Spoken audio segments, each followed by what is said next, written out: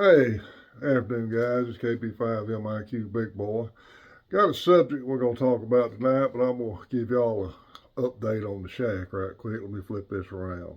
Well, got some stuff set up here. Had to move my shack clock, shack gadget up here. I sat on top of that 940 and RF was eating it up. There's some EQSLs I've got that I'm not smart enough to print on QSL card side. I got my ticket up, license plate. And like I said, that deal my daughter made me. My wife suggested I go ahead and stick my stickers on the beer cooler, so I got the beer cooler decorated and I actually got a little bit of beer in it. Go over here, I put up a couple of my retirement plaques, some pictures, retirement photos. This is still my cricket corner. This is a set of shelving I put up in here. Let me move this stool out of the way. I got these shelves at Sam's for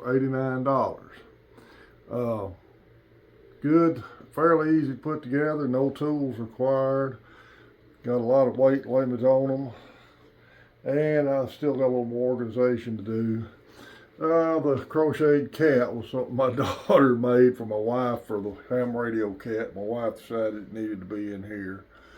I got all my manuals downloaded and printed off in different binders there. Other books, other interests I've got. My knowledge of pew-pews is way better than my knowledge of radios. And this is just my working corner. Got set up here. Tim got the amp ready, and got power run back here for the amp.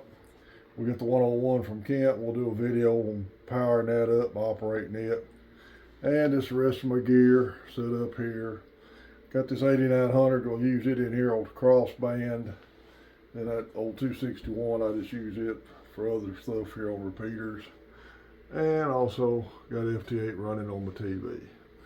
Got all my cards on the wall, and I do keep my cards somewhat organized. Like I said, this down here is all Central America. I've worked all 20 countries down there. I just like getting cards from. These two here are islands.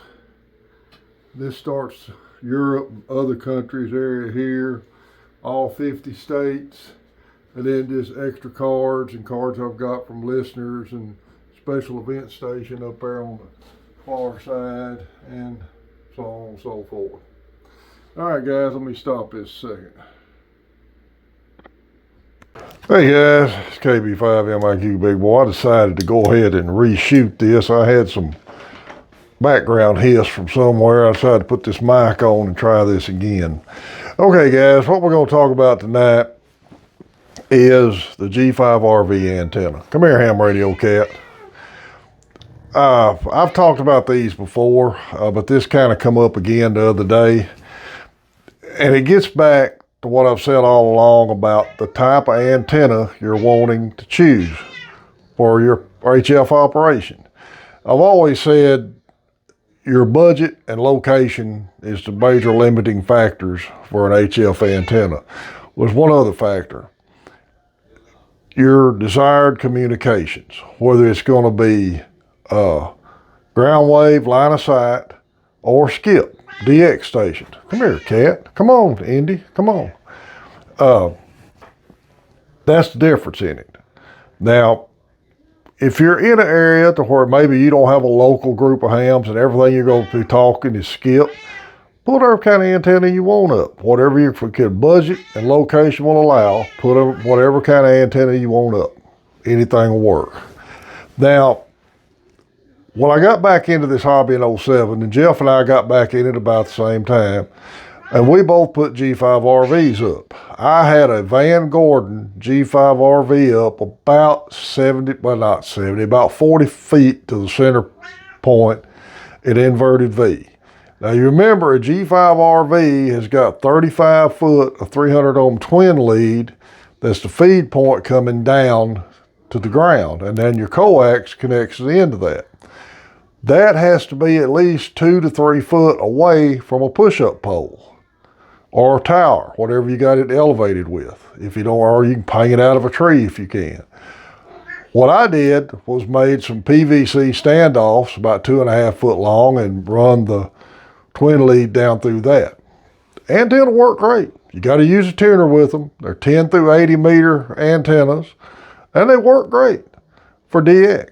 I made a lot of contacts with, especially on 17 meters. At the time, 10 wasn't open as good, but I made contacts on every band with it. But you got to have a tuner to run them, and they work good. Jeff put up one also. We decided to try our ground wave again. This year's before we got as many in the group now. Well, we couldn't hear each other. And our ground wave straight line distance to Jeff's going to be probably 20 to 25 miles. We could tell somebody was in there, but we could not make each other out. Well, and I'd mentioned that in an earlier video. Well, the reason it's come up again, we've got our 10 meter hammerheads group, and I'm going to try to make sure I got this guy's call right before I mess it up again. Let me pop QRZ up right quick. And there we go.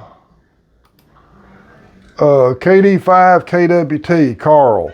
Also, congratulations to Carl, he's a new extra class ham. Carl is in New Boston. Straight line distance for me is probably going to be about 18 miles. In fact, let me see what QRZ says about it. Detail. Actually, it's showing I was pretty close, 21 miles to Carl's location, to my location. Well, he was running a homemade dipole on 10 meters, checking in with us in our hammerheads group. 5.6, 5.7 signal on him all the time. Well, the other night, he checked in, and come here, Kent. Boy, you're a chunk to pick up. And his audio was there, but it was real low. It had 0 signal strength also. In fact, if we'd had a noise floor, probably couldn't even heard him. And I said, Carl, what's up? Because you usually a lot stronger. He said, well, I'm on a G5RV. I said, okay, that's what you got. I explained to him what happened, why they did like they did, and he went back to his dipole. Which gets back to what I'm saying.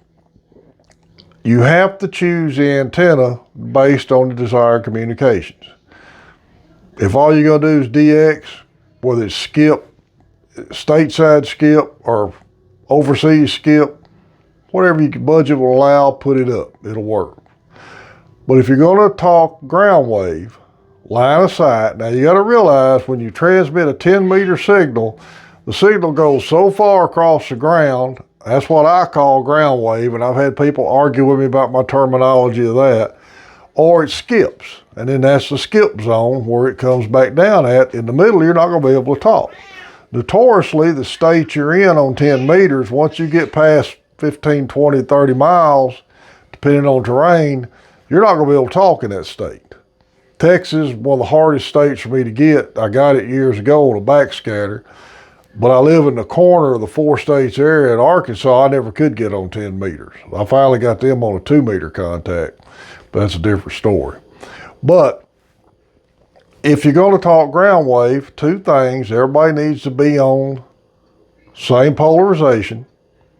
Also, probably need to be on either a single band dipole or a Yagi. And that's what everybody in our group runs, either single band homemade dipoles or I'm running a 2 element Yagi.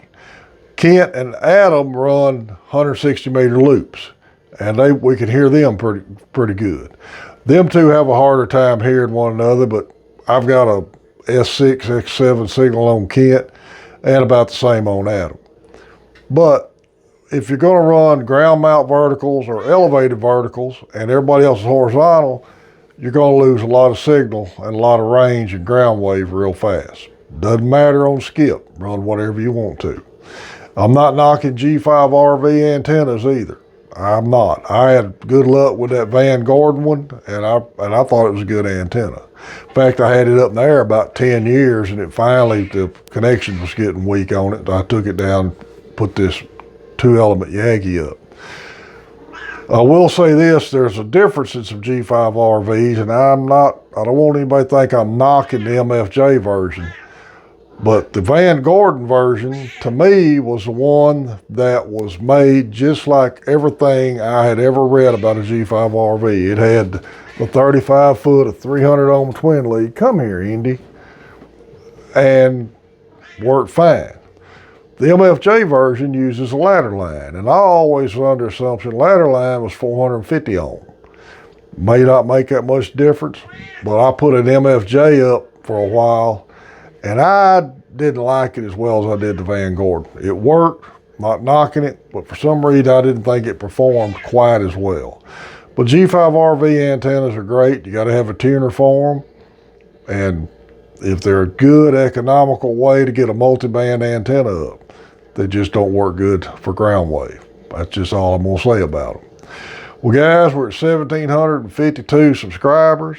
Appreciate everybody who subscribed to the channel.